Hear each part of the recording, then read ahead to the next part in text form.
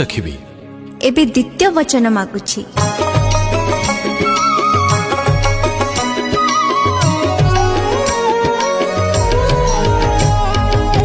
द्वितीय रे तुमको मु मागुछि जहा वचन दियटी रक्षा करिब ताहा निज बापा मां को जोथा कर मान मो बापा मां को तिन्हे देव सम्मान धर्म अनुष्ठान जेबे तुमे करिब ईश्वर को मन दे भक्ति करिब एही वचनटी जेबे पारिब दे द्वितीय घेराटी तेबे बोलिबे मोहि द्वितीय रे तुमको मु मागुछि जहा